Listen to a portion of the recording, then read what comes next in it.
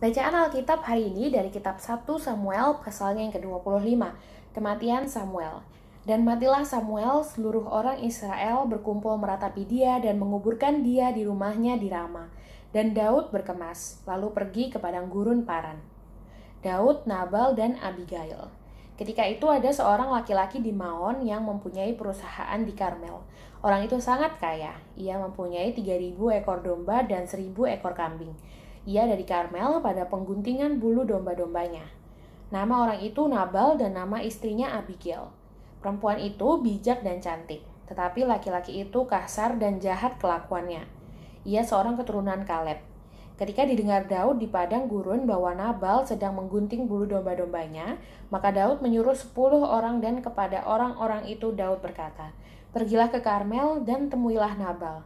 Tanyakanlah keselamatannya atas namaku dan sampaikanlah salam ini kepadanya. Selamat, selamatlah engkau, selamatlah keluargamu, selamatlah segala yang ada padamu. Baru-baru ini aku mendengar bahwa engkau mengadakan pengguntingan bulu domba. Adapun gembala-gembalamu yang ada dengan kami tidak kami ganggu dan tidak ada sesuatu yang hilang daripada mereka selama mereka ada di Karmel. Tanyakanlah kepada orang-orangmu, mereka tentu akan memberitahukan kepadamu. Sebab itu biarlah orang-orang ini mendapat belas kasihanmu. Bukankah kami ini datang pada hari raya? Berikanlah kepada hamba-hambamu ini dan kepada anakmu Daud apa yang ada padamu." Ketika orang-orang Daud sampai ke sana, berkatalah mereka kepada Nabal atas nama Daud tepat seperti yang dikatakan kepada mereka, kemudian mereka menanti. Tetapi Nabal menjawab anak buah Daud itu, katanya, "Siapakah Daud? Siapakah anak Isai itu? Pada waktu sekarang ini ada banyak hamba-hamba yang lari dari tuannya. Masakan aku mengambil rotiku, air minumku, dan hewan bantaian yang kubantai bagi orang-orang pengguntingku untuk memberikannya kepada orang-orang yang aku tidak tahu dari mana mereka datang?" Lalu orang-orang Daud itu berbalik pulang, dan setelah sampai mereka memberitahukan kepadanya tepat seperti yang dikatakan kepada mereka. Kemudian berkatalah Daud kepada orang-orangnya, "Kamu masing-masing sandanglah pedang." Lalu mereka masing-masing menyandang pedangnya. Daud sendiri pun menyandang pedangnya. Sesudah itu kira-kira 400 orang maju mengikuti Daud, sedang 200 orang tinggal menjaga barang-barang. Tetapi kepada Abigail, istri Nabal, telah diberitahukan oleh salah seorang bujangnya, katanya, "Ketahuilah, Daud menyuruh orang dari padang gurun untuk memberi salam kepada tuan kita, tetapi ia memaki-maki mereka. Padahal orang-orang itu sangat baik kepada kami. Mereka tidak mengganggu kami dan kami tidak kehilangan apa-apa selama kami lalu lalang di dekat mereka ketika kami ada di ladang. Mereka seperti pagar tembok sekeliling kami siang malam selama kami menggembalakan domba-domba di dekat mereka. Oleh sebab itu, pikirkanlah dan pertimbangkanlah apa yang harus kau perbuat. Sebab telah diputuskan bahwa celaka akan didatangkan kepada tuan kita dan kepada seisi rumahnya, dan ia seorang yang dursila sehingga orang tidak dapat berbicara dengan dia." Lalu segeralah Abigail mengambil 200 roti, 2 buyung anggur, 5 domba yang telah diolah, 5 sukat bertih gandum, 100 buah kue kismis dan 200 kue arah, dimuatnyalah semuanya ke atas keledai. Lalu berkata kepada bujang-bujangnya, "Berjalanlah mendahului aku segera menyusul kamu." Tetapi Nabal suaminya tidaklah diberitahunya. Ketika perempuan itu dengan menunggang keledainya turun dengan terlindung oleh gunung, tampaklah Daud dan orang-orangnya turun ke arahnya, dan perempuan itu bertemu dengan mereka. Daud tadinya telah berkata, "Sia-sialah aku melindungi segala kepunyaan orang ini di padang gurun, sehingga tidak ada sesuatu pun yang hilang dari segala kepunyaannya.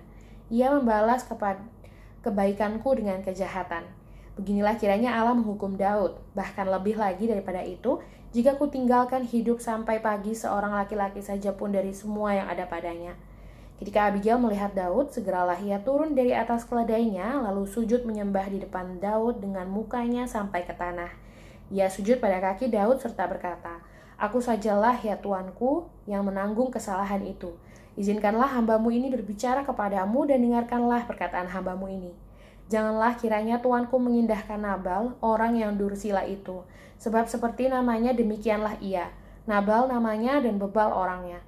Tetapi aku, hambamu ini, tidak melihat orang-orang yang tuanku suruh. Oleh sebab itu, tuanku, demi Tuhan yang hidup dan demi hidupmu yang dicegah Tuhan daripada melakukan hutang darah dan daripada bertindak sendiri dalam mencari keadilan, biarlah menjadi sama seperti Nabal musuhmu dan orang yang bermaksud jahat terhadap tuanku. Oleh sebab itu, pemberian yang dibawa kepada tuanku oleh budakmu ini, biarlah diberikan kepada orang-orang yang mengikuti tuanku. Ampunilah kiranya kecerobohan hambamu ini, sebab pastilah Tuhan akan membangun bagi tuanku keturunan yang teguh, karena tuanku ini melakukan perang Tuhan dan tidak ada yang jahat terdapat padamu selama hidupmu. Jika sekiranya ada seorang bangkit mengejar engkau dan ingin mencabut nyawamu, maka nyawa tuanku akan terbungkus dalam bungkusan 4 orang hidup pada Tuhan Allahmu. Tetapi nyawa para musuhmu akan diumbankannya dari dalam salang umban. Apabila Tuhan melakukan kepada tuanku sesuai dengan segala kebaikan yang difirmankannya kepadamu dan menunjuk engkau menjadi raja atas Israel, maka tak usahlah tuanku bersusah hati dan menyesal karena menumpahkan darah tanpa alasan, dan karena tuanku bertindak sendiri dalam mencari keadilan. Dan apabila Tuhan berbuat baik kepada tuanku, ingatlah kepada hambamu ini. Lalu berkatalah Daud kepada Abigail, terpujilah Tuhan Allah Israel yang mengutus engkau menemui aku pada hari ini. Terpujilah kebijakanmu dan terpujilah engkau sendiri, bahwa engkau pada hari ini menahan aku daripada melakukan hutang darah dan daripada bertindak sendiri dalam mencari keadilan.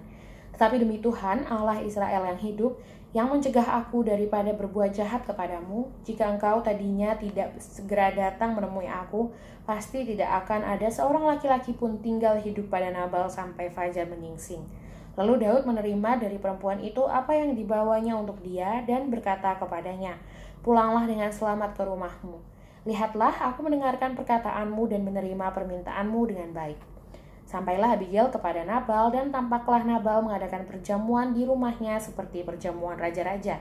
Nabal itu tidaklah diceritakan. Nabal riang gembira dan mabuk sekali. Sebab itu tidaklah diceritakan perempuan itu sepatah kata pun kepadanya sampai fajar menyingsing.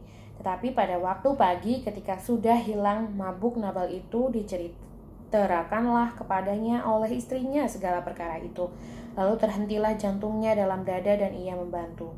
Dan kira-kira 10 hari sesudah itu Tuhan memukul Nabal sehingga ia mati. Ketika didengar Daud bahwa Nabal telah mati, berkatalah ia, terpujilah Tuhan yang membela aku dalam perkara penghinaan Nabal terhadap aku dan yang mencegah hambanya daripada berbuat jahat. Tuhan telah membalikan kejahatan Nabal ke atas kepalanya sendiri. Kemudian Daud menyuruh orang untuk berbicara dengan Abigail tentang mengambil dia menjadi istrinya. Para hamba Daud datang kepada Abigail di Karmel dan berkata kepadanya, demikian, Daud menyuruh kami kepadamu untuk mengambil engkau menjadi istrinya. Lalu bangkitlah perempuan itu berdiri, sujudlah ia menyembah dengan mukanya ke tanah sambil berkata, sesungguhnya hambamu ini ingin menjadi budak yang membasuh kaki para hamba tuanku itu. Kemudian berkemaslah Abigail dengan segera. Ia menunggang keledainya dengan diiringi 5 orang pelayan perempuan. Ia mengikuti suruhan Daud itu dan menjadi istri Daud. Juga Ahinoam dari Yizreel telah diambil Daud menjadi istrinya. Kedua perempuan itu menjadi istrinya, tetapi Saul telah memberikan Mikal, anaknya perempuan istri Daud, kepala Palti bin Lais yang dari Galim itu.